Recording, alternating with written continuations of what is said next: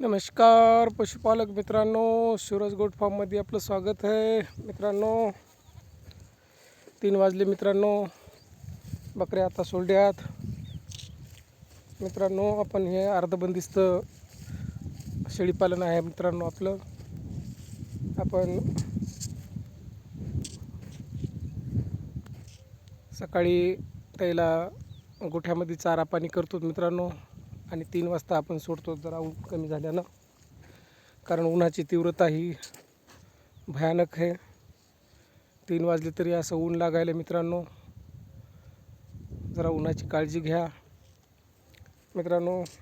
उन्हाळ्याचे दिवस आहेत, या दिवसामध्ये 3 वाजता त्याला सोडत असतो आणि जरासं फिरवून आणत असतो मित्रांनो.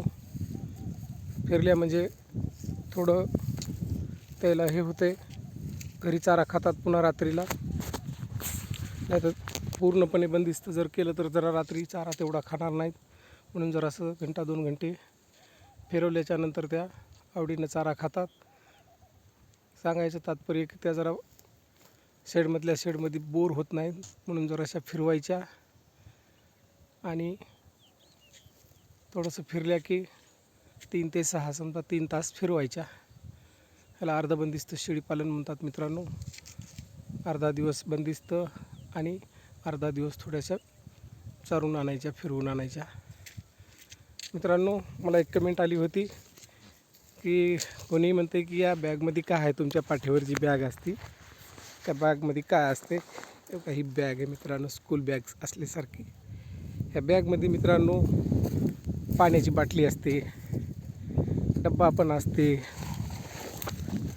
डब्बा काही आणत नाही मित्रांनो, कारण आता आपण अर्धबंदिस्त करतो, घरीच डब्बा वगैरे खायचा आणि यायचं. हे बघा मित्रांनो, अशी पाण्याची बाटली असते. या बाटलीमध्ये थंडगार पाणी राहते. या बाटलीला आहे बघा पाणी लावलेलं, वरून कपडा लावलेला आहे. कपडा भिजवून घ्यायचा, थंडगार पाणी राहते. आणि हे ऊन जास्त असल्यामुळं पाणी हे रेग्युलर सोबत पाहिजे मित्रांनो. पाणी हे एक जीवन आहे.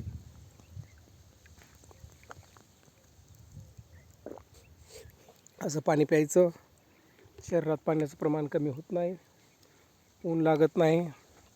तहान लागली तर पाणी हे कंपल्सरी जवळ ठेवायचं मित्रांनो. याच्यामध्ये हे आहे मित्रांनो पाणी. काय पण ठेवता येते, डब्बा पण ठेवता येते, पण डब्याची आवश्यकता नाही मित्रांनो. चला ठीक आहे मित्रांनो, भेटू नंतर.